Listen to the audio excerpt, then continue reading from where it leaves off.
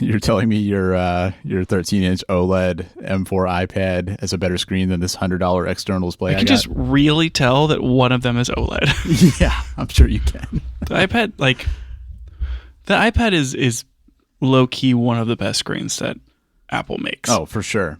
I have been tempted to get that OLED iPad so many times just because the screen's so good, and that's why I'm so looking forward to an OLED MacBook Pro. And now you're never going to get the OLED iPad because you're not even an iPad person anymore, Daniel. I've left the ship. I'm curious what you think. I still have the iPad. Hold on. We need to pause this entire show right now because this is on the wrong side. I have to go back to the screen arrangement, and then I got to hit the arrangement button. And I got to move my iPad to the other side. Set. Okay. We can restart the whole show now, Daniel. Okay. Just go ahead and hit the button thing, and I'm just kidding, or am I kidding? No one will ever know. No one will ever know. The people in post will know. What we're talking about? What are we talking about? Okay. This you get this Arzopa. Mm-hmm. Arzopa. Do you pronounce the O the same if it's a squircle? Ooh. Well, how would you pronounce a square? How would I pronounce? Daniel, let me make sure that I understand the question correctly.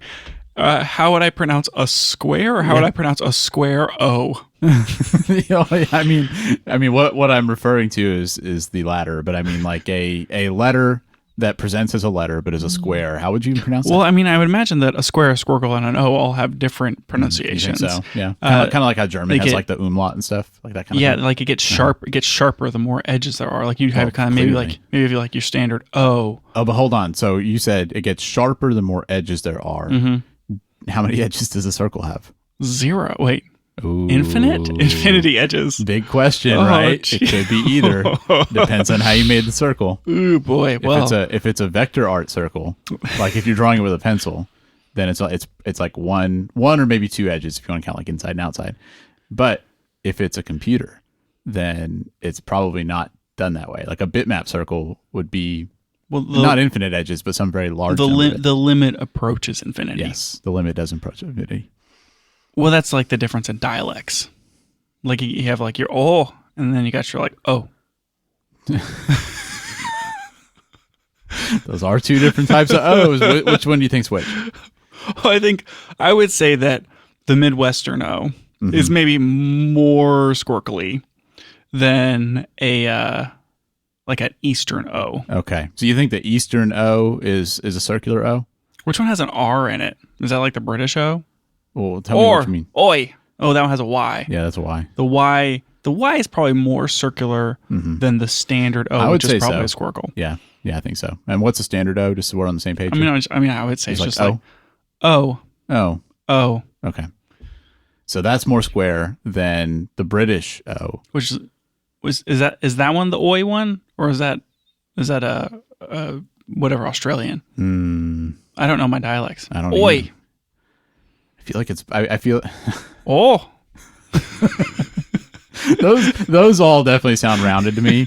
Whereas like the like I feel like as you go like west, you start in the UK and you start going west. Like when you get to like the east coast of the US, I think that's where you have a squircle. But I'm wondering like when do you get to a square? Square. I mean, that would be like the shortest one. I'd be like, oh. Yeah. Which I don't remember which accents have the most non-existent O's. Yeah, that's true. I don't think I do either. I haven't really thought enough about this, to be honest. Probably going to spend a lot of time thinking about this. We're not really going to know how to spell Arzopa, although it is a squircle. So I think we're landing somewhere on it's not Arzoipa. Mm-hmm. Yeah. But it's more like that. It's more like Arzopa. So it's like an Irish. Now we've got like an Irish squircle. Shoot. Again, I have trouble with doing Irish and Midwestern. Those are very easy to get mixed up. Yeah. As everyone says. It's like, yeah versus like, yeah. I don't know where we're going with this. It's very different, Daniel. Do you want to talk about the Arzopa and your podcasting command center? Oh, that's what we were talking about. Yeah, no, you bought this portable monitor that's USB-C powered, and I connected it to my iPad. Now I'm like, I got my 13-inch iPad, I got a 16-inch monitor, and I'm like rocking and rolling. Can you imagine like showing up to a meeting with that? I feel just like popping that thing out on the desk. I feel like I should. Yeah. People be like, wow. It's honestly pretty good. Like, I think this class of products popped up sometime in the last few years, and it's really thin. It's powered by USB-C. You don't need any external power. It does have an HDMI, and if you use the HDMI, you have to plug one of the USB-Cs into some type of power brick type situation, because like HDMI can't supply power. Mm-hmm. But it's very simple. Like, there's no power button on this thing. You just plug it in, it turns on. And it's small and light. Like, you could, if you had like a sleeve or something, you could totally just throw this in your backpack. I mean, I got like 2 Safari windows open on my left, and then my docks over on the right. This is perfect. Yeah. I even have room to open up the clock so I can know whether or not we went over. Man, I've been really, bad. I've really been bad living about the big life now. I've been bad about doing that recently. The last stopwatch that I started has 14 days on it. Man, no, that's gotta be longer than that. It's 14:43:04. I can't even stop it. How do you stop it? it just can't be stopped. Weird. It's gone so long that it's broken. You're just gonna have to start a new stopwatch. Have you seen the thing where the clock app on iOS is not infinite whenever you're setting an alarm? What do you? Oh, you mean the picker, right? Yeah, like if you open up the picker to do, whenever I resize the clock app, the buttons go away. What is happening right now? Daniel, we're gonna start the whole show over again. This is stupid. We can only start over so many times. I think I found a bug. Start. Okay. Anyway, if you go like set an alarm on your alarm page on your phone, if it's an iPhone, like you can get to the end. Yeah. Like if you just start scrolling the minutes or whatever, the hours, it eventually just gets to the end. Yep. It's not forever. Yeah. It's like a programming shortcut, because think about how long the iPhone's been around. Yeah. And that's never come up. So maybe they made the right call. I just thought that was funny. Yeah, it is.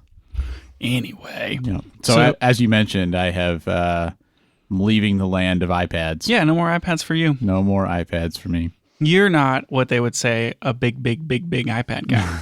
As they would say, no, I'm not. I have had an iPad. I feel like iPads for me are kind of like computers for me, where I feel like it's like a roller coaster. It really is. Like I go through like this TikTok cycle, not like the video app, like the other. That's TikTok, a different thing. Like the pendulum TikTok or the clock. Or the clock with computers, where I'll switch between having like laptop and a desktop to only having a laptop to like I just like I'm always changing it up. Well, I've strongly been of the mind that you can have like there's desktops, laptops, phones, e-readers, tablets. Yeah. And sure, you could have all of them, but you don't really need all of them to satisfy like all your computing needs. Yeah. And you could like do some sort of combination thereof. Like for a while, I was a big phone, laptop person. And I was like, well, one could be like a desktop iPad person and a small phone person. Like you can kind of like mix them together until you find like the perfect combination. Yeah. And for me, I always had an iPad. I think the first one I got was the second iPad, like iPad 2. Well, that's right. You didn't have the first one. I didn't have the first one. Well, didn't you have the friend that got the first one that licked it? Yes, that was the iPad 2. I think it's the second time this has come up on the podcast. Him and I waited in line at Best Buy when the iPad 2 came out. Yes, and he licked it on a television news broadcast. So claim to fame. So clutch. Yeah. Anyway, I've always owned an iPad because, for one thing, I used it to read. So like reading ebooks and stuff, like I'd always use the iPad. But like, I don't know, I've never really been like big into iPads the way you are, in terms of like, if I'm going to like browse the internet, I just felt like there weren't really that many times that I would do that on the iPad. I'd sometimes do it, but usually I'm using my phone or computer or whatever. I mean, the iPad for me has been a big surprise because I had an iPad mini, then I had an iPad mini 2 that just came into my life. Someone gave it to me. And after a while, I just kind of like gave up on it. I was like, I don't really use this enough. I'm just going to get an e-reader and I'm going to have a big phone. And then the 13-inch, well, actually the 10-inch. You had the 11-inch, right? Yeah, and then I swapped it out for the 13. I but think like that what made the difference for you was the pencil, probably, right? Yeah, it was. Yeah, it really was. Yeah. And so I got an iPad Pro right around when you did. I don't remember which of us got it first, but I mean, we got those within like a month. You had an old iPad Pro before that. I had the previous one, and then I got the newer one. But what was different about the newer one I got is I also got that keyboard case. And the keyboard case it basically makes the iPad into a laptop. And for me, I found that, I mean, literally 95% of the time I was using it in the keyboard case. I would occasionally take it out, but almost all the time I left it in there. And my biggest use for that computer now, or iPad now, has been like while I'm working during the day, I work from home, I just have it open on the desk next to me. And that's what I use if I want to do anything personal. Like if I want to take a break and like browse the internet, or if I want to like send somebody a message or something, I just always use that computer. And then sometimes I'll take it on like trips, or like if I want to go to a coffee shop or something, or like use it on the couch. Like it was just kind of this lightweight computer. And that's great. But like eventually iPad OS starts feeling a little limited for that kind of thing. And it just felt like I wasn't really taking advantage of the benefits of an iPad. Like I wasn't really using the pencil or anything. Yeah. We weren't even touching the screen. I wouldn't go that far because this laptop I have in front of me, the screen went off a moment ago, and I definitely tried to touch the screen and turn it back on. So Apple started running their Black Friday sales. A lot of people have probably seen that the MacBook Airs were on sale for Black Friday, and that tempted me. And so now I have an M4 MacBook Air. Yeah, you do. Mm-hmm. Yeah, yep. It's just fully replaced that 11-inch iPad, huh? I need put to it in a drawer. It's probably dead right now. I need to figure out what to do with it. It's in the other room, but I mean, I guess I'll try and sell it. But selling something like that's kind of tough sometimes. So. Yeah, I can't. I don't know what you're gonna do with it. Yeah. Is it the same as the one that I have? I think so. It's an M2 iPad Pro, and I have the pencil and the keyboard case. So I'm trying to decide if I need a third iPad. multi iPad life. Maybe you can influence somebody at your job who, sees you being a big iPad guy and wants to be a slightly smaller iPad guy. Maybe. Yeah. I mean, there have been a number of people who have noticed that I always have my iPad with me. Because I'm like Todoist and email, and I'm like handwriting all my notes because I'm like, it's my method for memory retention is like, if I just write everything down, just the function of writing will help me remember it. And then I've also written it down. And so I'm just like writing everything all the time. I draw things, man, just all the time. Yep. All the time. Like all the time. I have reasons to need a whiteboard on occasion. And the iPad has mostly supplanted my whiteboard needs. So instead of like rolling a whiteboard over to somebody and being like, pull your iPad out this way, I just like, iPad. Yeah. Your work is very visual in that way. Yep. And then that's really beneficial. And then I can just be like, PDF, send. Yeah. And then they just have it. Ugh, it's so good. I love my iPad. I know you do. One of the things I really was looking forward to with the laptop situation is when I go on trips, sometimes I don't want to take my big laptop. So it's like $3,500 and it's heavy, and I just don't want to have that risk when I go places. But sometimes it would be really convenient to be able to do a little bit of video editing or edit a podcast or do some photo editing. And all those things you can kind of do on an iPad, but it's just easier on a computer.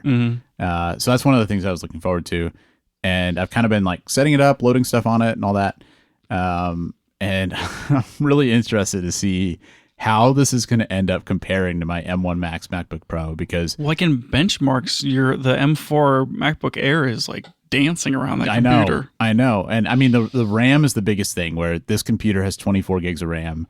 The M1 Max has 64. So like that's obviously going to be a shortcoming. But I mean, I did some podcast editing on it the other day, and running some of the like audio, like RX audio stuff that we run, was noticeably faster on this computer than the M1 Max, which is crazy. That's ridiculous. Well, anything that's single core performance is going to be faster. Yeah. This computer was, it's on sale, but this is a 24 gig with 512 SSD. This computer after tax was like $1,230 or something. Yeah. And meanwhile, the M1 Max was refurbished, and I think I paid like $3,600 for it. I thought it was less. I thought you got it for like 28 or something. No, it was definitely in the mid threes. Okay. Yeah. And so this computer is literally like a third of the cost. And but I was like, that other computer's like freaking those came out late 2020, late 21.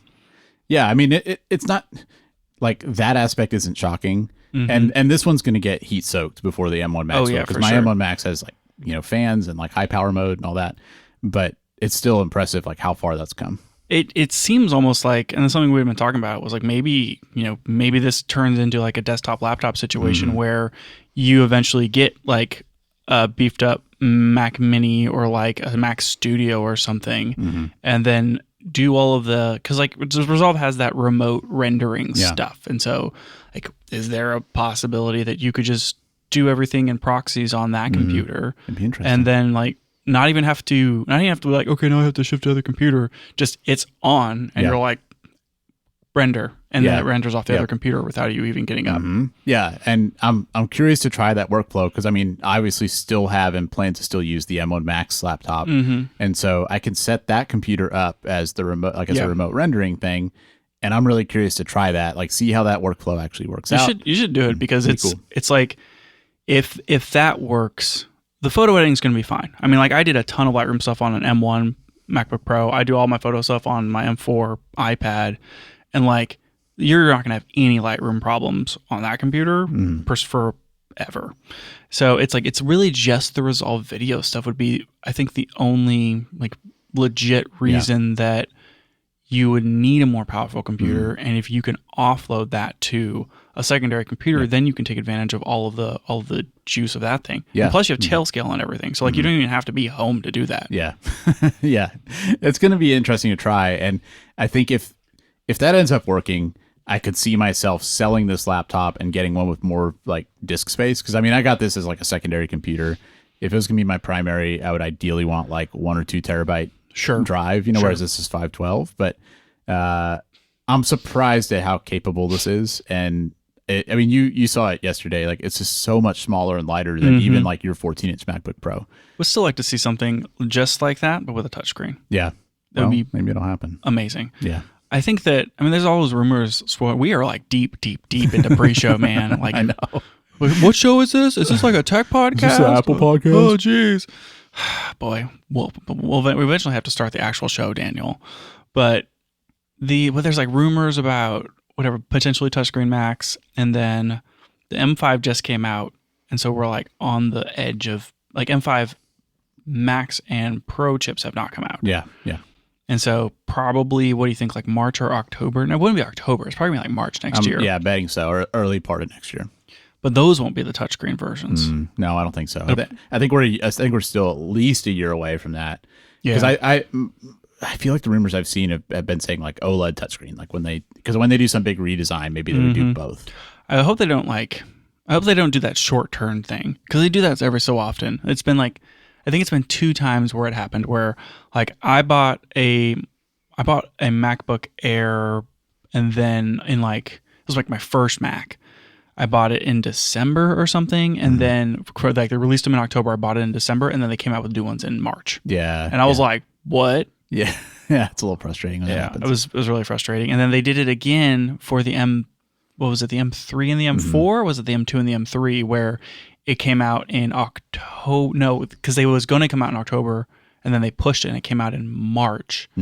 Maybe it was the M1, and then the M2 came out in October. And I think that may be what it was. Yeah. Yeah, it was. And then so it was like a 6-month burn on this like weird, interval. And it's October, and like there's no new MacBook Pros, but the M5 MacBook Air came out.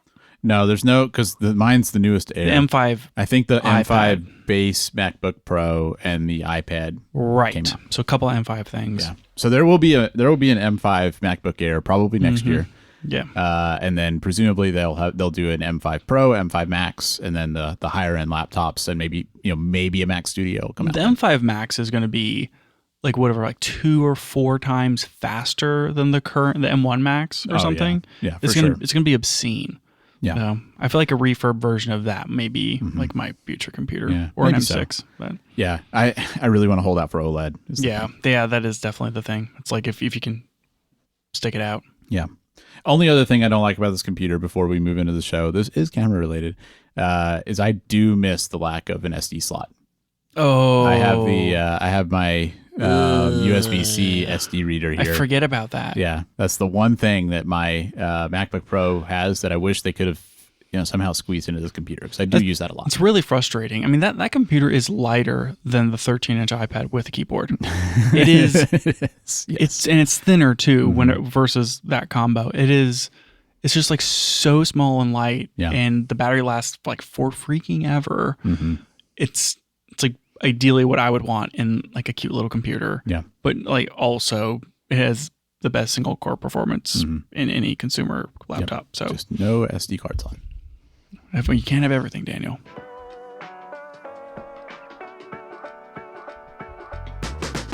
Welcome back to the Camera Gear Podcast. I'm Daniel. And I'm Lucas. And we're here today to talk about the gear, software, and techniques we use to shoot photos and video.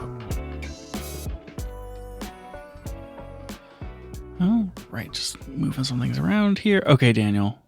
This time. Oh, no, I got to move all this stuff too.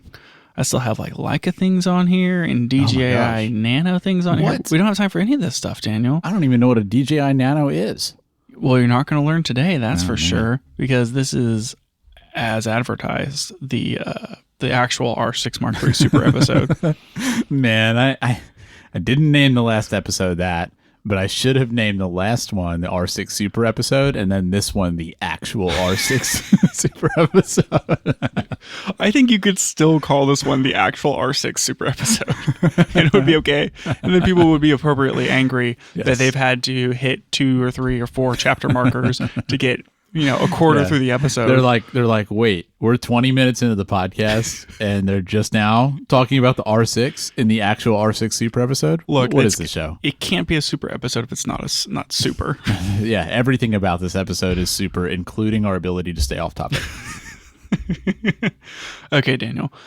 Canon, which it's not like, I don't think it's in people's hands yet, but Canon announced and then did like hands-on, and some reviews have hit, but it's still really, really new, has released the R6 Mark III. Yes, they have. The day has finally arrived, or something. And like, if we just, we just go back in time a little bit, you can play the... Somebody on this podcast predicted that it would basically be a C50 with a viewfinder. Who was that? Do you happen to remember who predicted that? Well, Daniel, it was you or me. that does narrow it down. 50-50 chance. Yep. Mm-hmm. So if you want to go ahead and play that clip, then we can come back into this. Uh-huh. Go ahead. You're going to be waiting a while. That ain't happening. I don't. You don't get to take a victory lap today. Okay, fine.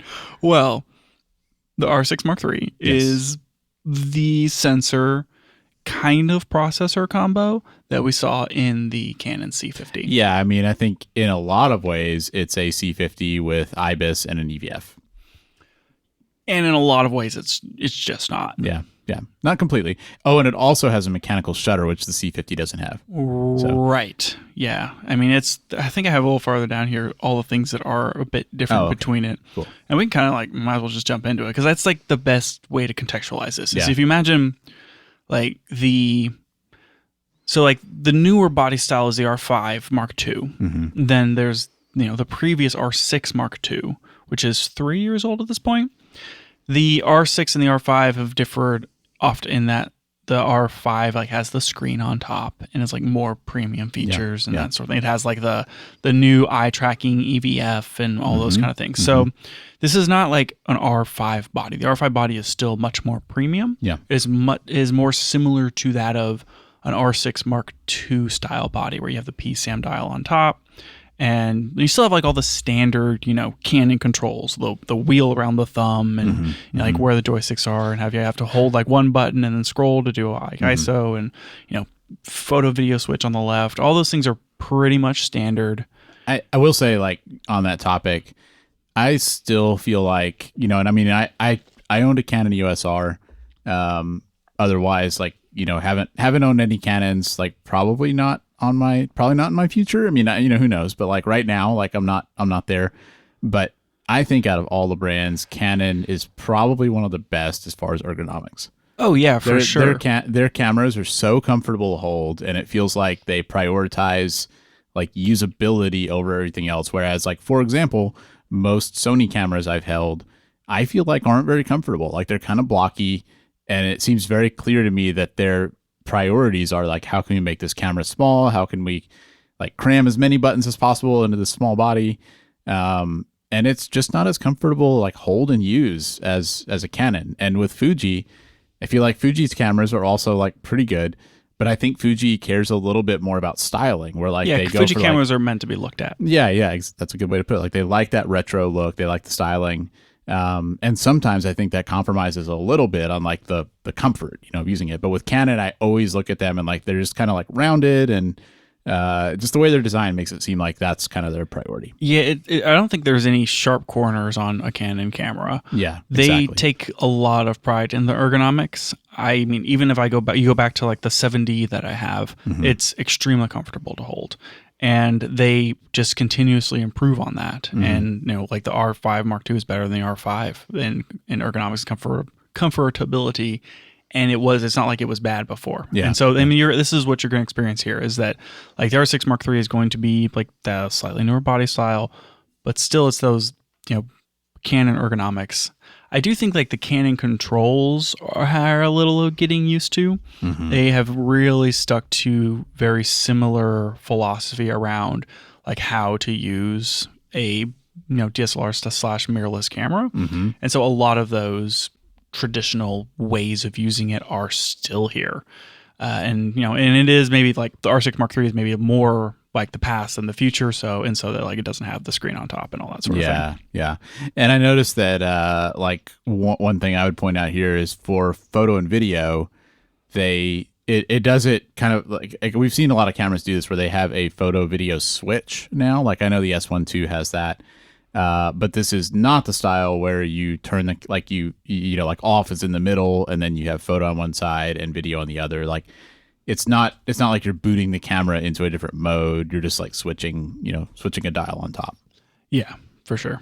Which I think is different than some of their other stuff. Is why I mentioned that. I think that they introduced. I don't remember when they introduced that specifically as far as like the photo video switch being on the side, but yeah. I know that. I mean, the EOS R had something similar to that. I thought they had some where it did the power off in the middle thing. Those were like the R5C. Okay. I think that was really just one or two cameras that actually did that. So I like the design on this camera though. They've got a couple of, well, I guess those aren't function buttons. They have labels on them, but they got some buttons in the upper right, which is kind of an unusual spot to see buttons. I feel like you don't normally see buttons over there too often. Like where your thumb is. Yeah, where normally you you would have a rear thumb wheel, but instead they have two buttons. Yeah, and then I mean they've got the joystick and the the dial on the back. And they do have the rear thumb wheel is just like higher up on top. Yeah. So it's a good design. It's like it is very much an R6. It's not an R5. And then as far as like how this thing is different than a C50, besides like enormously the body style, is, as you mentioned, this has IBIS. The C50 did not. The C50 had a Digic DV7 processor, and this is the Digic X processor. I think those are they're basically the same. It's just like one is video and one is photo. Like they're probably pretty similar specs and stuff. Right. You'll find the Digic X in like the R5 Mark II and the R1, whereas you'll find the DV7 in the C80 and the C400. Where the Digic X that's in the new R6 Mark III is different is that it doesn't have that like AI boost processor deal. Yeah. So a lot of the like super fancy autofocus features that you're going to see in the R5 II and the R1, where it's like has the future ball detection sport mode stuff. Yeah. They just aren't here. But all of the other features, as far as like the modern autofocus features that Canon has released that aren't like reliant on that special AI chip thing. Yeah. And it seemed like they're all here. People were saying the autofocus is definitely good on this camera. I mean, clearly a strength of Canon. Yeah, I think that what we're seeing here is that, this is it's dual pixel, just like all the Canon stuff. So every pixel is an autofocus pixel. It is as good as all of Canon's other autofocus systems, like even on the R5 II. It's just that it's as fast as the sensor. Yeah. And not that the sensor's slow. Like the sensor's really fast. It's just not a stacked sensor fast. Yeah. So you may see that it's like it can acquire super good, but maybe like it's like a smidge slower. Yeah, it's not as fast as something like an R1. Probably not as fast as the R5 II. Sure. Not as fast as an S1 II, but it's not slow either. Right, exactly. And that just comes down to like sensor read speed, which the sensor in this thing is like it's not stacked, it's not backside illuminated, and it's 32 megapixels. It's like 7K across. Which is a big improvement over the previous one, because I think the R6 II had like a 24 megapixel. Right. But it's just like really interesting to me how Canon is able to squeeze so much speed out of these CMOS sensors. Yeah, it is. That seems like I don't know why nobody else can figure that out. It's just better. Like they had this is a 32 megapixel sensor, and they're pulling read speeds on the low end of like maybe some landscaping. It's in like the 10 millisecond range, but right around 14, 15 milliseconds read time. Like a similar camera, you look at like a Sony A7 IV with a 30 megapixel sensor. That's the read speeds on that are like 20 milliseconds, 25 milliseconds. It is really quick for not being stacked and not being my backside illuminate doesn't like make it faster, but it's like really good resolution. And I think that one of the interesting things about this is that like, because they're not doing stacked, I mean, you're going to want to compare this camera to a Z6 Mark III. And a Z6 Mark III has a partially stacked sensor where one's going to be, maybe not twice as fast, but call it 50% faster than the R6 Mark III. Yep. But you lose probably a whole stop of dynamic range in comparison because this sensor is just that's like you're getting the full effect of CMOS without having to deal with the dynamic range cut of doing stacked. Yeah. Well, and it's probably cheaper for them to produce too. Yeah, almost certainly. So Canon's got to get those margins. They make the cameras more expensive, make the parts cheaper. Yeah, perfect. Exactly. So we mentioned IBIS. A few other things, like it doesn't have a fan on it, so it's going to be heat restricted in certain ways. And we may talk about that for a little bit, but it's heavier, weirdly enough, than the C50. Well, it does have the EVF. Yeah, it has the EVF, but it doesn't have a fan. And a mechanical shutter. Yeah, and IBIS. Right. So it's like a smidge heavier. As the EVF, it's not compatible with the XLR top handle. Yeah. The video specs are pretty much the same. Doesn't have a timecode jack. Right. The C50 does have. Yeah, no timecode jack. It doesn't do the record vertical to one card and full frame to the other card function. I forgot about that. In C50. But it does have, let's see, I was trying to, I think I wrote down all these things, but now I'm like, is those C50 things? Yeah, so C50 has like shutter angle, clear scan, they can do slow shutter stuff, vector scopes, D-squeeze for anamorphic, you can change your gamma color space, it's got custom frame lines, time code, and a DIN port. Now they did add some interesting stuff here though that previous ones haven't had. So in video, the histogram still goes away when you start recording, which Canon, like why? For the R6 Mark III. Yes.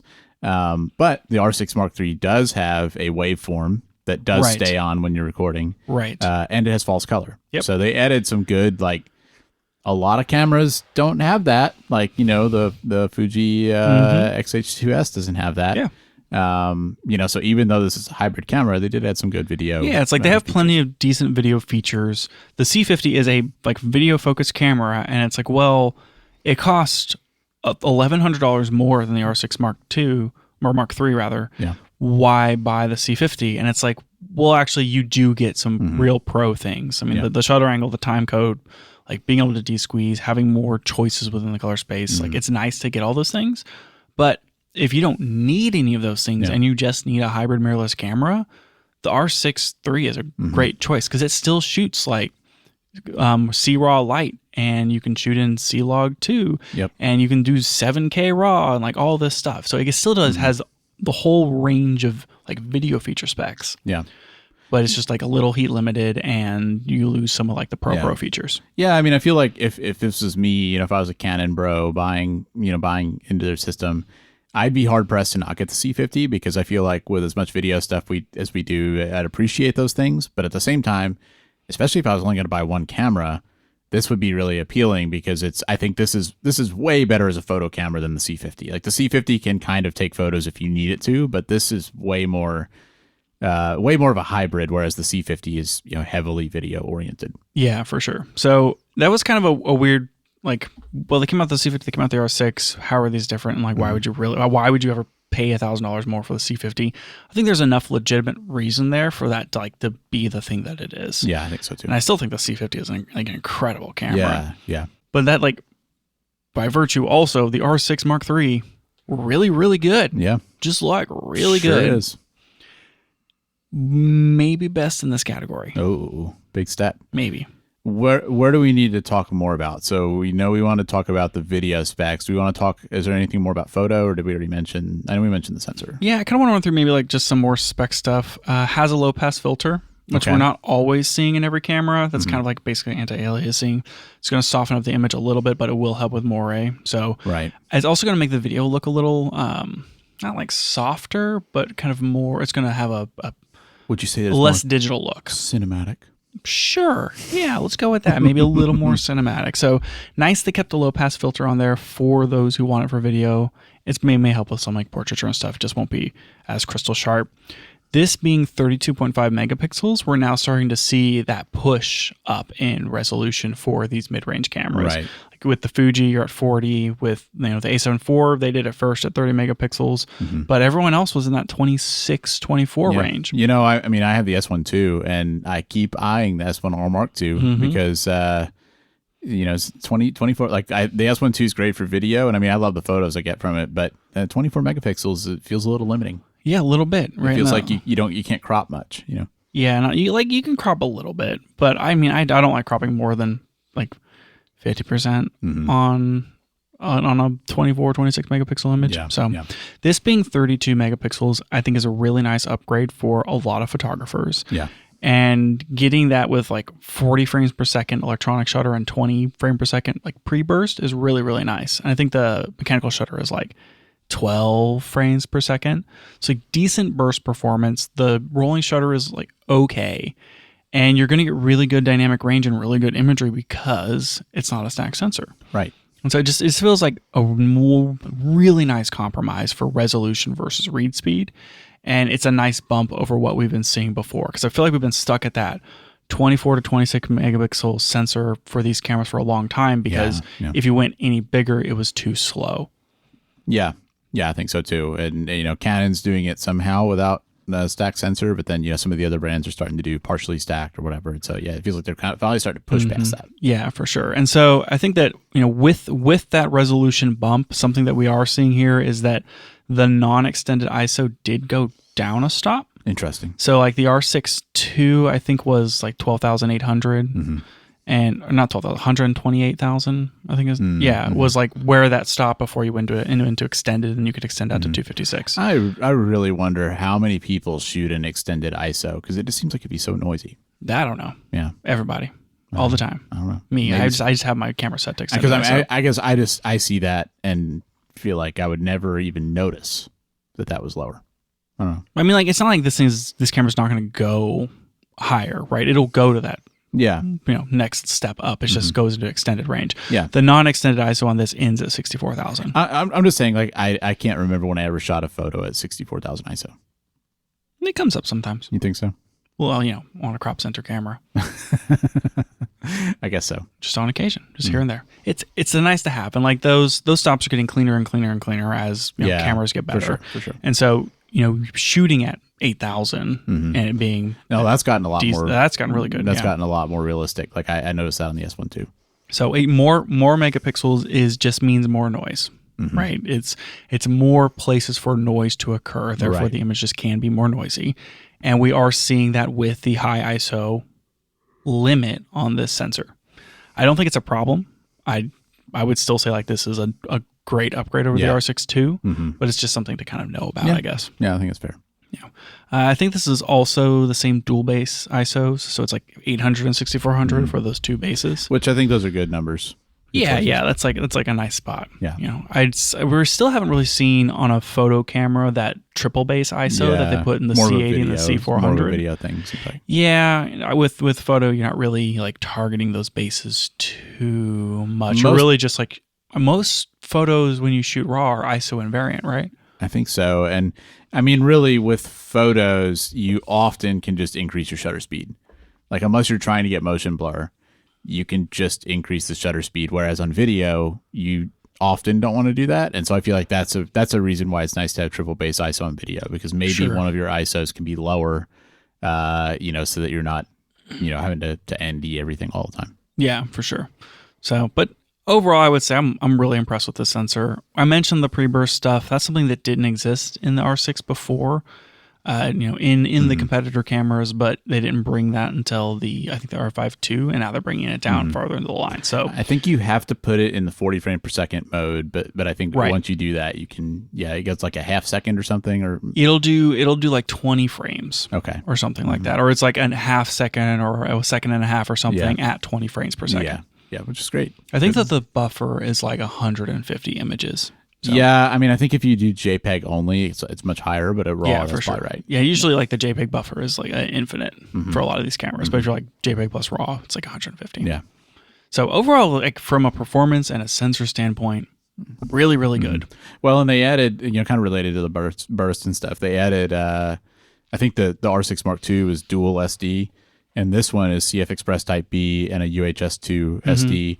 And so I think having that CF Express also makes some of that stuff like easier, at least in the sense that you can dump it to the card faster. Yeah, for sure. It's nice to have the CF Express in this. It's it being a hybrid camera, the SD I guess is also nice. I mean, we're seeing that in most cameras now, where it's like SD plus CF Express Type B. Yeah. And I know the Sony is like the only one who's doing the dual CF Express A and dual SD at the same time. Yeah, which I like that flexibility, but I'm much happier having the two different card types rather than two of the same, because SD cards are just convenient, in terms of like I can use this and I probably have like a reader in my backpack all the time. So like that's but convenient. Not on your laptop.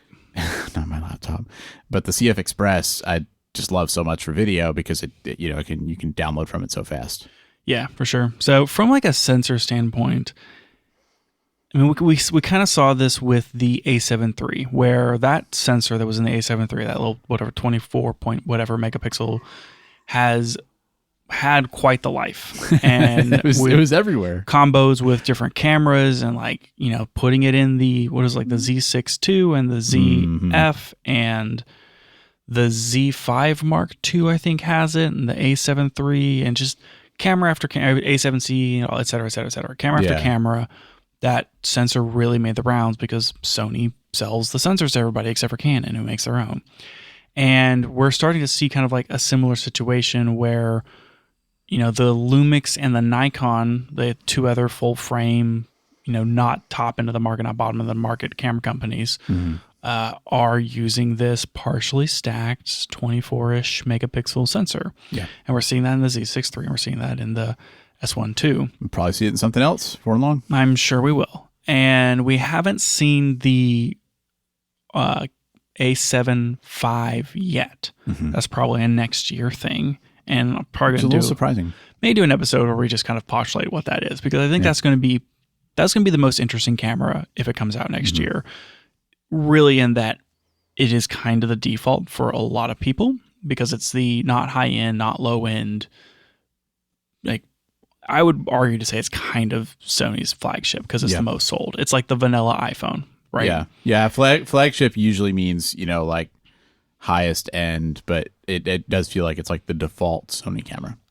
Generally so. The general issue Sony mirrorless camera. Right. And I don't think they're going to put that partially stacked sensor in there. But if they do, that'd be interesting. Then it's like, you can either get that sensor combo or you can get this sensor combo that's in the Canon. And to me, I think that the S1 II is interesting, and we're probably going to compare that to this quite a bit. I think that this 32 megapixel sensor is more interesting than the partially stacked sensor that's in the Nikon and in the Lumix. Well, I like that it's higher megapixel because, like I said, the 24 is feeling a little limiting. I like that it's higher megapixel. I often, when we talk about that partially stacked sensor, it's like the dynamic range is a little worse. Like, it's not bad. We're talking 2/3 of a stop or something. It's not crazy, but it's a little worse. But you get this incredible read speed as the opposite side, and then like Lumix is doing the dual base ISO thing or the dynamic range boost, and like you get a little extra out of it. The Canon over here is like no tricks. The read speed is good enough, and you're getting 32 megapixels, and you're getting full dynamic range all the time. Yeah. And it's like, it seems like less of a hack almost. Not that the other cameras are a hack. Like Nikon is, you get what you get also. Yeah. But I feel like this R6 Mark III sensor combo is maybe just a little more straightforward. Yeah. Yeah, I think so. I mean, that's always kind of a frustrating thing with some of these cameras whenever they have a spec that, appears in their marketing bullets or whatever, and then you look into it and it's like, okay, well, like, yes, it can do that, but you have to put it in DR boost mode, which makes your rolling shutter worse. Or like, yes, you can do that, but it's gonna, overheat, or like there's always kind of like stuff like when you hit the ragged edge of what it can do, like it's kind of it's like every Sony spec. yes, Sony's probably the worst at that, and it does feel like with this, it's more like, well, you just like it's very straightforward. Like this is what it can do. It can do that in basically all circumstances, and like there's not a lot of that weirdness. Yeah, for sure. So, but to like wrap up the sensor and the photo stuff. The photos are like really good, and then like it's just good. It's just like super good. And at 30 megapixels or over 30, I think this is going to be a great like workhorse for a lot of people. Yeah, I think so too. Let's talk about video. This thing can shoot 7K in RAW up to 60 frames per second. Pretty impressive. I mean, last year or 3 years ago, whenever the R6 Mark II came out, it was one of the few full frame cameras that could shoot 4K 60 oversampled full frame. Yeah, it's kind of interesting that it seems like this camera is one of the ones that Canon kind of like leads the pack on like resolution and frame rate. And this is the same thing, and they're pushing it up. You can shoot 4K 120 like with audio, and then they also have a slow and fast mode where you can have it slowed down for you. Nice. And shoot in 120 in slow and fast. That's cool. It can do C-Log 2, which is like finally, and Canon has like held back on it for giving C-Log 2 to the hybrid cameras. Yeah, they've generally done C-Log 3 for that. Right, and C-Log 2 has more, it's like flatter and you get more dynamic range out of it. It's just a better log over C-Log 3. C-Log 3 is always kind of just a better log. Felt a little bit like a hack. And so like them putting C-Log 2 in this it's like a little bit taking the handcuffs off. And also you can shoot 10-bit without shooting in log. And this has a lot of like features that cameras in the same class don't have, like 4K 120 full frame. But also like now we're seeing some of those limitations go where you can shoot in 10-bit in Rec 709, or you can shoot in C-Log 2, a better log profile. Yeah. I'm glad they're doing that kind of stuff. It felt like artificial limitations that you couldn't do those things before. It seems like the RAW codec on this, that Canon RAW Lite, is like basically what you're getting in the C50 as well. So you can shoot that 7K RAW, and you can shoot RAW to the CF Express, and then you can shoot proxies to the SD card. Just like I wish Blackmagic would allow. Yeah, right. Well, they do. You can like do the dual recording. It's just good. Yeah. It just does like all the things. Like it's basically everything that's in the C50 this thing can do. Where you're going to run into those limitations are like basically the record limits. And so I think that Canon specifically posted some record limits, and these are pretty much on par with what everyone else is seeing. There's been some drama about this. So what you talked about is... I did see the drama, yeah. Okay. You probably know more about that than me, because I saw that there was drama. Like what I saw was that both Gerald and Petapixel both like published some kind of like, hey, like here's an update on whatever, which was weird to me. I was like, why? Like what happened that there was so much uncertainty? So maybe you can... I watched Gerald's video, and then I watched his apology video. Oh. And so that was cool. But basically when you're shooting in 4K 60, like true 4K 60 on this camera... Which is a good like default. It will oversample, like oversampling from 7K down to 4K. Okay. Like really intensive. You can shoot for 20 to 30 minutes before it overheats. That's not very good. It's not great. If you shoot in 4K 30, 4K 24 oversampled, you can record for basically ever. You're going to more run into card limitations than heat limitations. Additionally, if you shoot in 4K 60 and it's like their overheat thing, they're like getting better and better about it. Like, because this was a whole thing with the R5 Mark I. Now they have this like little bar, and it's basically like it's almost like a video game where it's like your mana starts running out. Well, like you can see it getting more and more heat soaked, and it has like a heat soak meter, and you can see like, am I getting close to the edge? That's so cool. And then I kind of love that. And so like if you're shooting in 4K 60, you can see like how close you're getting to a problem, and then you switch to 4K 30, and it'll start going the other way.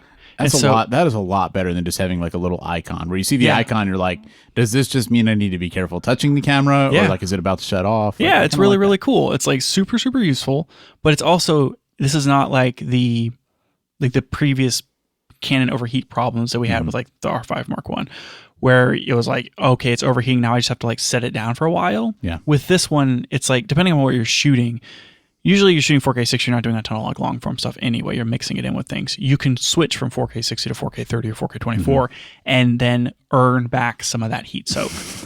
Right. And without having to you don't have to stop shooting. Yeah. You're like, you can keep shooting, but you just have to like change your mode. It does probably mean though that if you're in any kind of harsh environment, you're going to get really bad performance.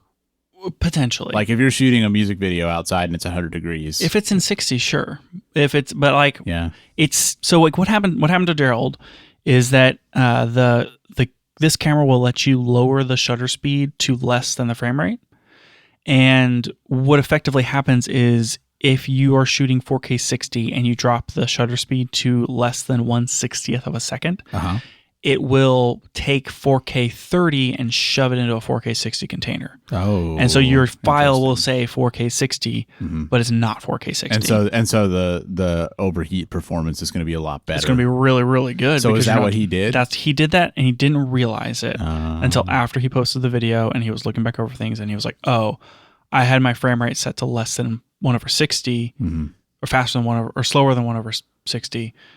Therefore, it wasn't actually shooting 4K 60. And so when he redid his tests, it was like, oh, it overheats in 28 minutes. Oh, wow. So his original review, he was saying it was better than it was on that. Right. He was like, I ran out of card and I had to like, blah, blah, blah, blah, and kept going or like swap the battery or charge it. And like, he's like, I just couldn't get it to overheat. Yeah. Interesting.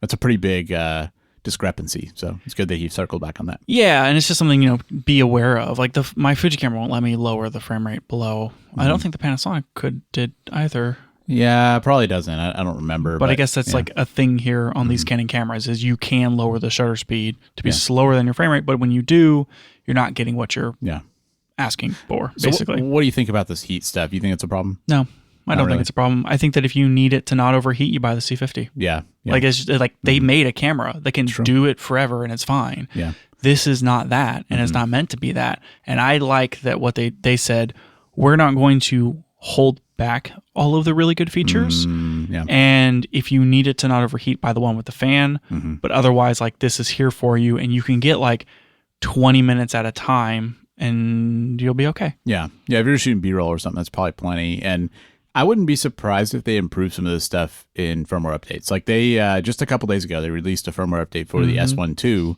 and one of the things that they said they did was improve the thermal performance. Nice. So I think sometimes like they can optimize some of that stuff in firmware. Yeah, when I think about everything that we shoot, I think that maybe there's a handful of things where these specs as listed would have overheated on me.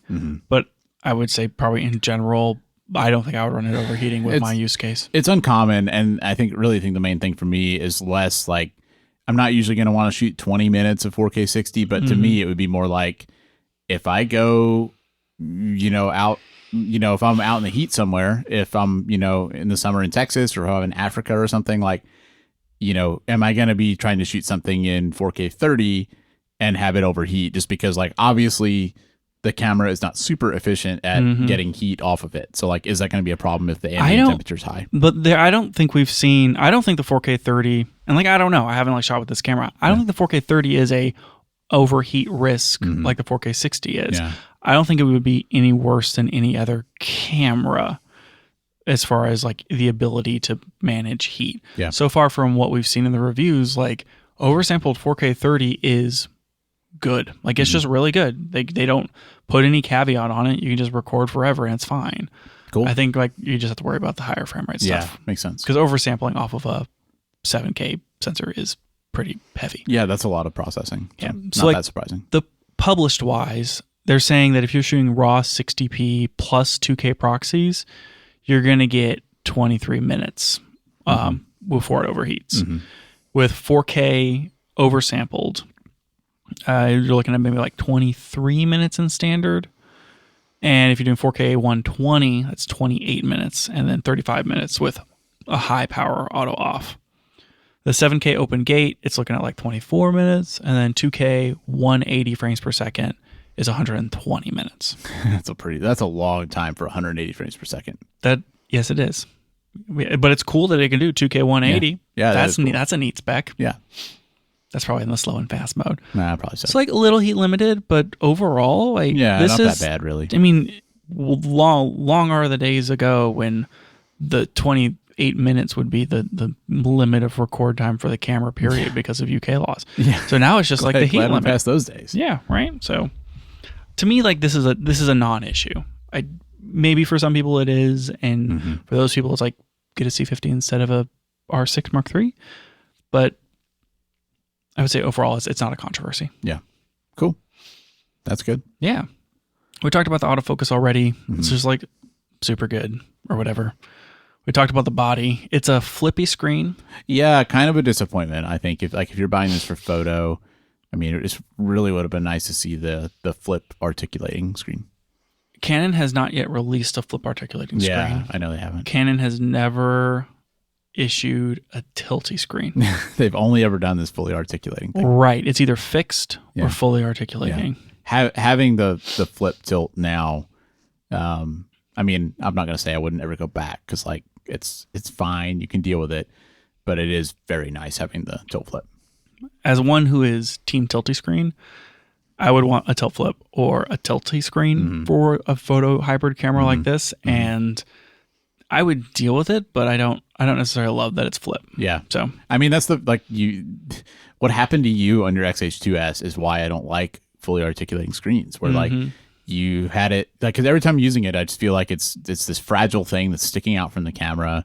Sometimes it interferes with the cables you have plugged in, and like something happened to yours that made it kind of loose and weird. And that's like my worst nightmare. I'm just so afraid that like I'm gonna be filming with it at an event and some kid's gonna like slam into me and just like break that off. Yep, could happen. Yep, sure. Probably will happen. Yeah, at some point. Anyway, we're looking at a 3.69 million dot EVF. It's like okay, but I think that you go higher. I think that's in, the same like, EVF they had in the last one. Yeah, I think that it's very similar to like the R3 EVF. Maybe. I think that the R5 is like 5.76 or something. It's like it's middle of the range, like it's fine. It's not as good as like I think that the Nikon is higher res. I think the that, XT5 is definitely higher res. Yeah, it's not a great EVF. It's a fine EVF. It's fine. But they save some money there for sure. Right. But like it's fine. It's I don't think anyone's going to complain about it. It's fine. The back screen I think is 1.62 million dots, so that's like 720p resolution, give or take. Okay, but not great. It's fine. Like this is clearly Canon's middle road camera by virtue of like the body style matching the previous R6 rather than like the R5 II and these lower resolution things. I think that they spent the money where it mattered, which is the sensor and the performance of the camera. Yeah. And I mean, if you got to make trade-offs in order to get that price point. You can't have everything and everything. And I think like these are the right trade-offs. Yeah, I agree. And the specs are fine. It's not like an XT30 situation where it's so bad that you feel like it's like a detriment. It's just like that could have been better. Sure. Right. So few other things. The battery, I believe, is the LPE6 something. I think LPE6P. Sure. And this is like the typical Canon thing where like the LPE or the LP6 or something was the Canon with the battery that was in like the EOS R or whatever. Yep. And they've just been modified, like the exact same shape battery, and it will fit in everything. And Nikon does the same thing, where it's like the battery fits in all your old cameras, and all your old camera batteries will fit in the new camera. But we've added new features, or we added more power draw capability, or like it can do things that the other battery couldn't.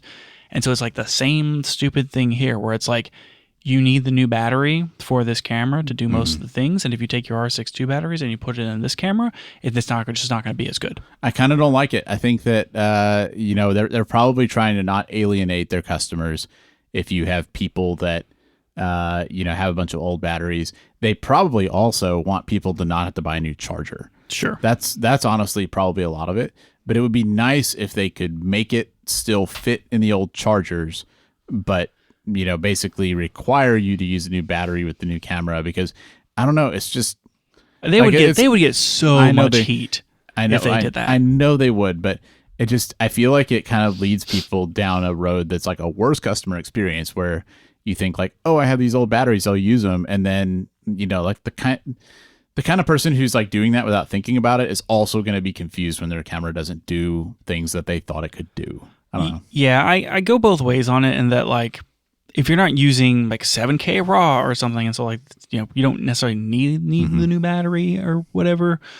But there's a problem where like maybe you're on a boat and you only brought 2 batteries and you left your charger at home, and then so like you ran out of battery because like the other one was already out and you couldn't charge it in the camera because like that's just not a feature of the old battery. Well, and that's a good example, I think, of like it kind of depends on where the line is. Like if it's that you can't shoot in some like super high frame rate mode, I can kind of forgive that, you know, like okay, like that's a reasonable compromise. But it's weird that, for example, Nikon had such a fundamental difference between them, where it's like you can't charge this battery in your camera, but you can charge the new one. Like that's a big change. I feel like on the Fuji, I couldn't remember where the limit was, but they're like those NP 126 batteries. There was like 126 and a 126S, and you really needed the S to do some of like the more advanced feature video codecs in XC3. Yeah, and I remember it was like I had some 126s that were third party, and in certain modes, I could overdraw the battery voltage and the camera would shut off. Yeah.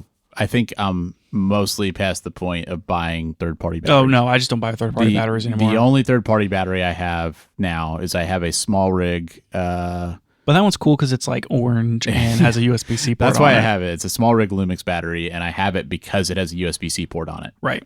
Yeah, it's like cool. But in general, I don't know, like if this was like I don't know, it's like a controversy or something, but like 2 sides of the fence here. Would you rather it could fit the same charger, but they changed like the shape, you know, square versus round peg kind of situation? Yeah. Would you prefer if camera companies, when they want to make a battery technology change, should they do what like Canon and Nikon are doing, where they keep the same shape and they just like limit features in the camera? Or would you prefer that they like modify the shape so that you can't put the old batteries in the new camera? I feel like it'd be less confusing if they did that. And this is the USB-C problem, really Daniel. Is. I'm kind of wondering though if, you know, maybe there's a compromise where like they'd let you use the old batteries, but maybe it puts like some icon on the screen or something, like just something so you know like what's going on. I don't know. It's just, it feels, I just feel like it can be a bad customer experience if you don't understand why your camera is not doing what it's supposed to be able to do. I think there's no way to do it that people won't complain. Probably true. And I think that if I had an R6 Mark II and the R6 Mark III came out and I was like, great, I'm going to buy this. I'm going to have 2 cameras and I'll like dual wield and it'll be great.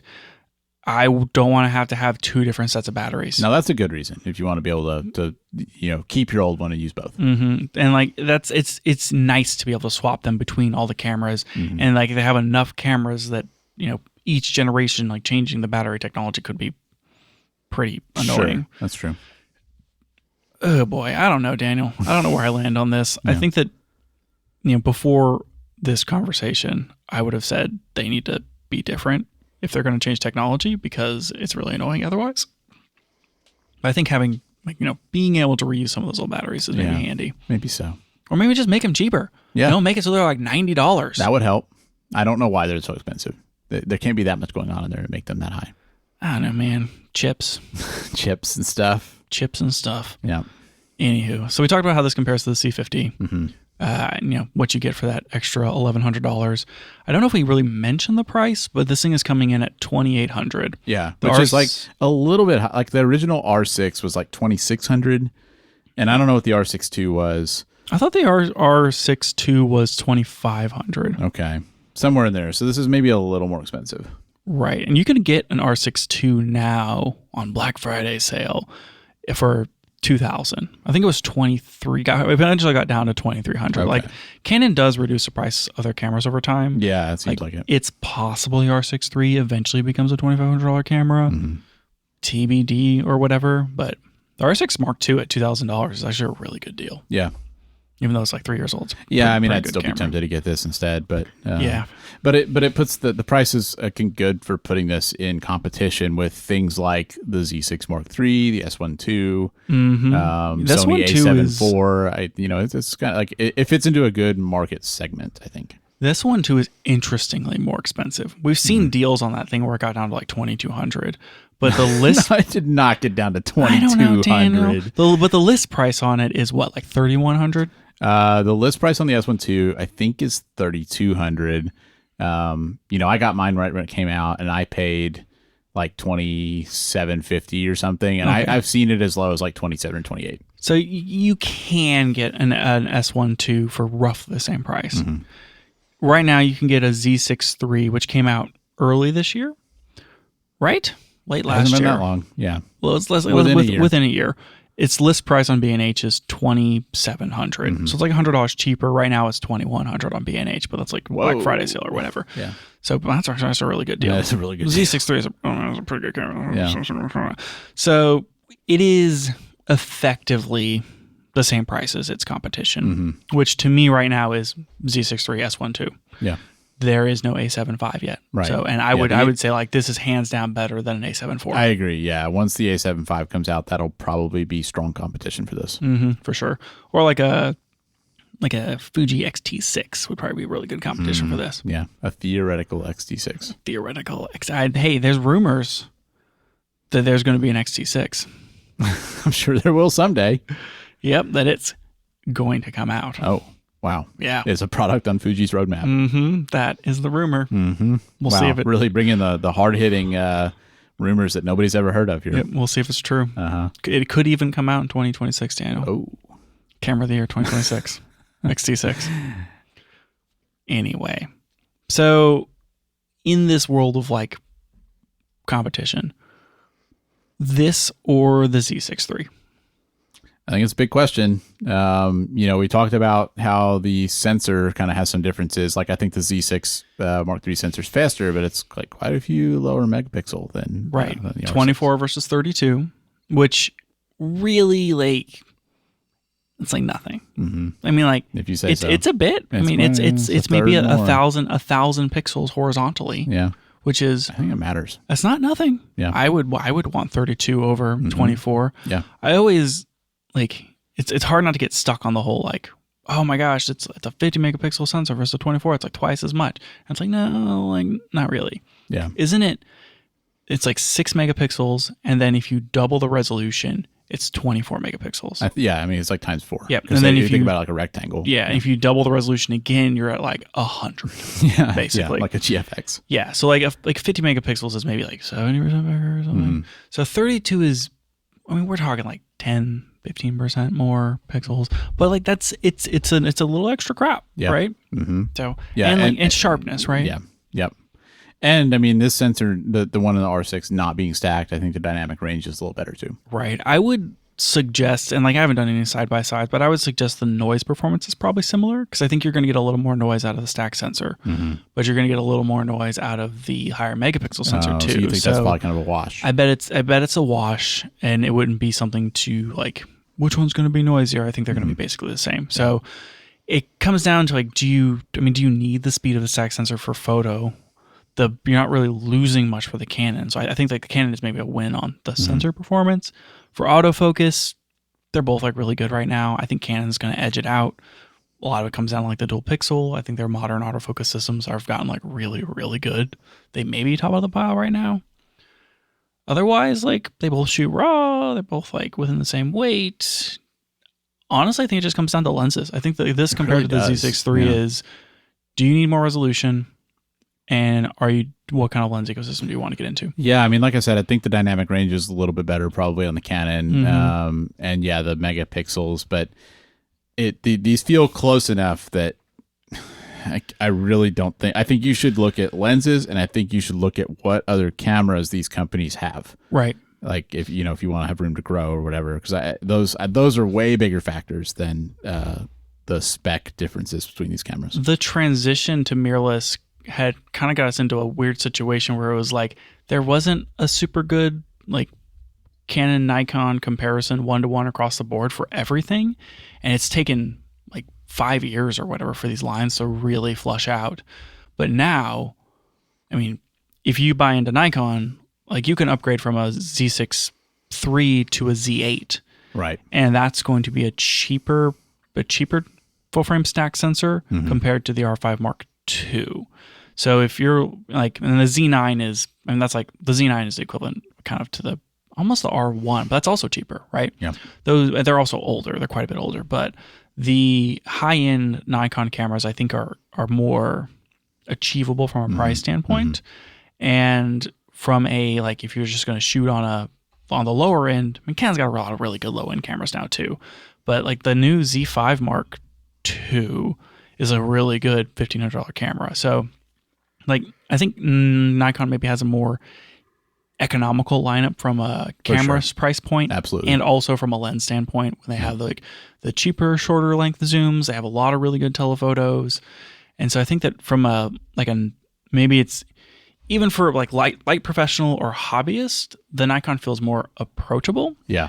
But if you're like isolating just on this middle tier, the Z6 III and the R6 III are like head to head. Yeah. And I think the R6 III is a better camera buy. And so if you don't really have upper mobility, or you want to go to something that says, like, the R1 is going to be a more purpose-built sport camera that probably performs better than a Z9 in some ways. And so like if you eventually have to get there, like that's just a whole different conversation. Yeah. I also think for high-end video, Nikon's getting there. Like Nikon has the ZR now, and then obviously beyond red. So, you can get, like a Komodo or something. Yeah. But if you're more video oriented, I definitely think Canon has more to offer right now with like the C50, C80, Right. C400.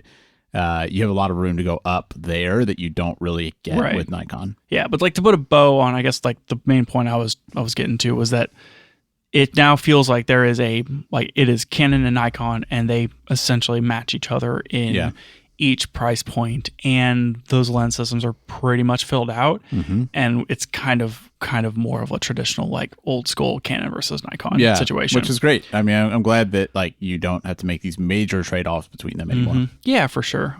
I think if I was coming into it with nothing, I would be inclined to buy the Canon over the Nikon. Yeah, just 'cause you feel like the R6 is a little better. Is that why you're I think the R6 is a little better. I think that, I mean, the lenses are going to be pretty much equivalent as far as if you're getting the really good lenses. And I think that R6 is going to have better autofocus and better ergonomics. Yeah, so I would probably pick the Canon over the Z6 Mark I think III. so too. I think I'm more excited about the rest of Canon's lineup. Not that I think Nikon has bad cameras, but I'm just more interested in some of Canon's other offerings than I am in Nikon's. Yeah, for sure. Okay, what about this versus an S1 II?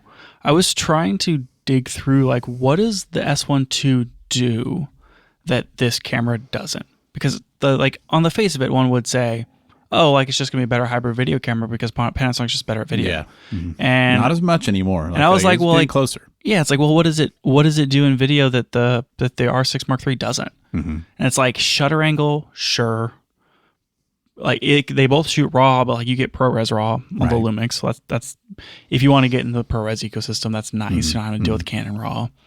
Like the IBIS is going to be better on the Lumix. Nobody's beating Panasonic on IBIS. But like the autofocus is going to be better on the Canon. Yeah. So, but I think I don't know if the Canon does log preview.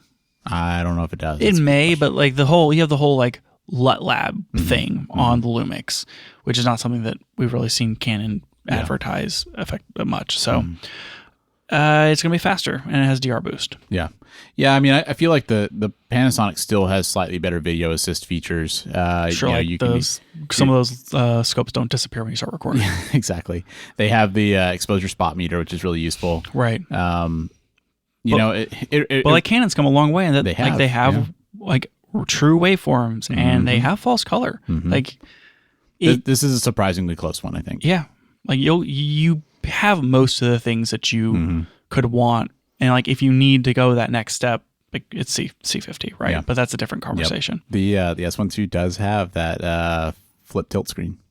That's a positive. I mean that's a pretty big positive. So I mean, honestly though, it almost is the same thing we were saying about Nikon, where these are pretty close cameras. I think the R6 has some advantages over the S1 II, but like S1 II is L mount. And like depending on what you're doing, like that could be a pretty big advantage too. I guess the S1 II also can record to an SSD externally. That's true. Which is a nice feature. So still a few like nice things here and there. Maybe the timecode support's a little better or that sort of thing. Yeah, maybe. But I mean, from like there is no upward mobility from the S1 II. The S1 II probably doesn't overheat as quickly. It has a fan. Modes. It does have a fan. Yeah. Yeah, I still think Panasonic's probably going to come out with an S1H Mark II. So there probably will be some upward mobility. Eventually, you also have Blackmagic as upward mobility. Sure. But like from a pro camera, like this is a hybrid photo video camera. If you're buying the video version, buy the C50. Yeah. If you're buying it to be like 50, 60, 70, 80% photo, yeah, you don't have anywhere to go up for there with Panasonic. You may be comparing it to an S1R Mark II because an S1R Mark II is still also $3,100. You can get it for cheaper, closer to the price point of this camera, the R6 Mark III. Whereas if you want to go up in resolution for Canon, it was like 32 megapixels is pretty good, but like if you want to go to an R5, you're spending $4,500. That's true. And I think that's the argument for Lumix is that you can get 44 megapixels and get really good dynamic range. Like I'd be curious to see like how they compare, but I think that that 44 megapixel is 44, right? Or is it 42? It's either 44 or 45. 40, yeah, like 40-ish megapixel sensor. Like it has really good dynamic range performance because it's not stacked with CMOS. I think it's backside illuminated. You may get better sensor performance out of that compared to this new sensor in the Canon as far as dynamic range. Like we'll wait and see. Like we need to see what those raw files actually do and compare them, but it's going to be pretty comparable. Yeah. So maybe that's where this lands is like you're going to have a lot better roll and shutter performance. You're going to get these full frame raw codecs. You're going to get 4K 120 on the R6 III, things that you're not necessarily going to have to sacrifice in order to like deal with on an S1 R2.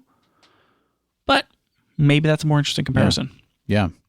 I mean, overall, it seems like Canon, in this segment, Canon has a really strong showing. I feel like there's some pretty good reasons to pick this over either the S1 II or the Z6 Mark III. And like always pick it over an A7 IV. Yeah.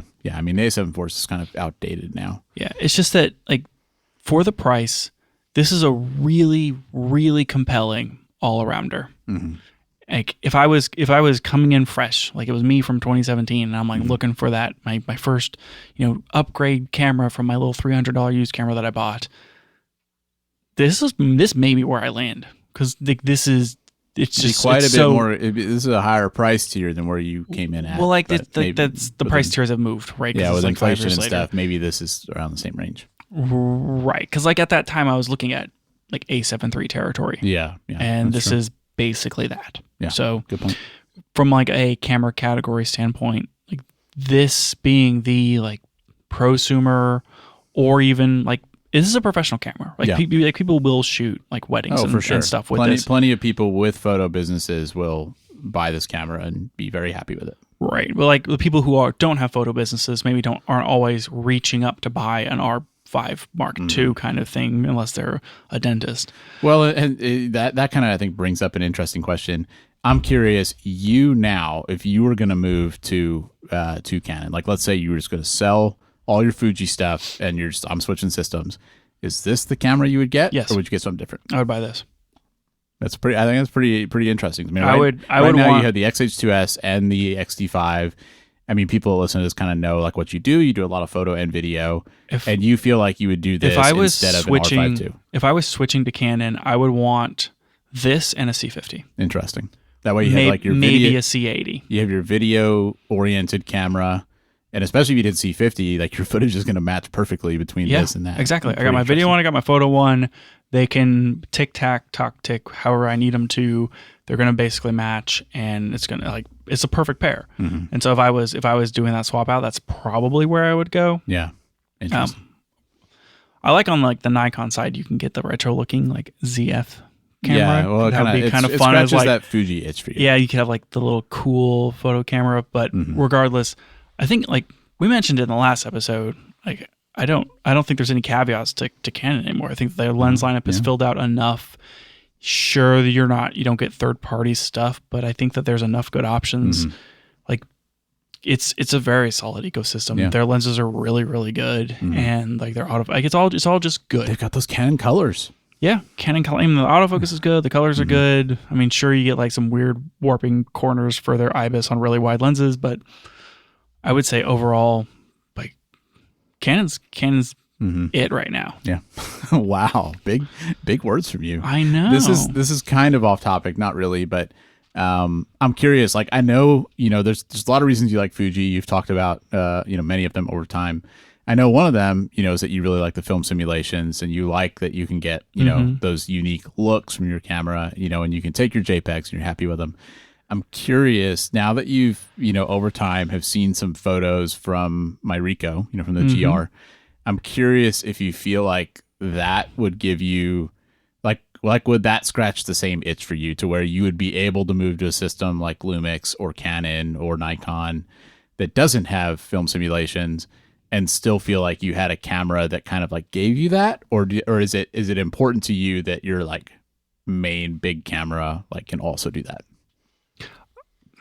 I like the film simulations out of the Fuji. I think that any sort of like if you go Lumix or Nikon, you can just load in your own LUTs and like shoot the things and kind of do something similar. Yeah. But I think that there's maybe more to the color profiles that Fuji puts together that are kind of hard to emulate through just a LUT. Yeah, I mean, I think the LUT Lab gives you a lot, but it doesn't get you all the way there. Yeah, I don't think it's quite the same. I do think there's a lot to say about a really good standard profile.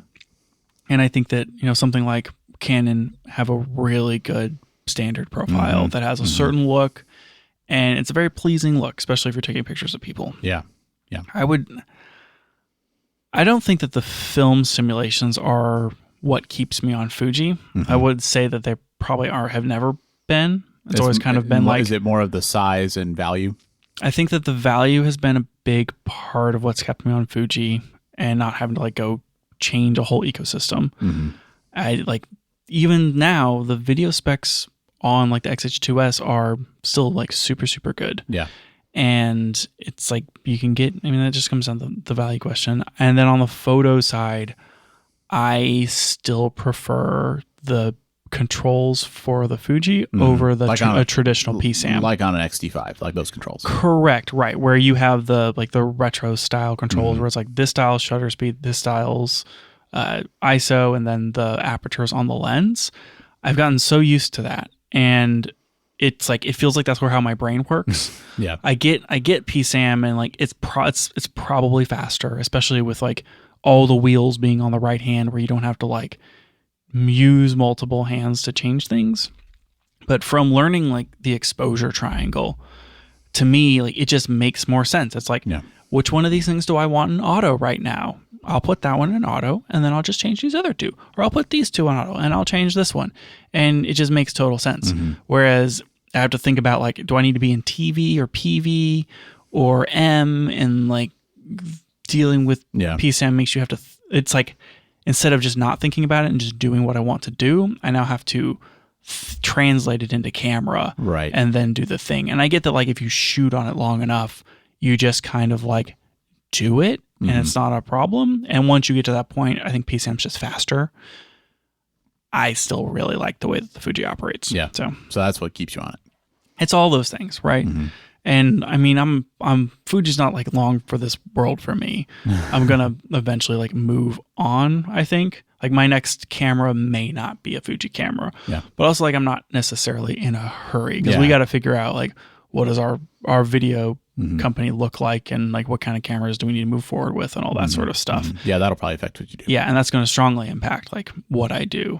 I think this R6 Mark III is really, really appealing. Yeah. And if we weren't already like 3 feet deep into Lumix. Oh, one of us is. Well, it's your 2 feet and then like maybe one of my feet, even though I don't own any of it, but like just by proxy.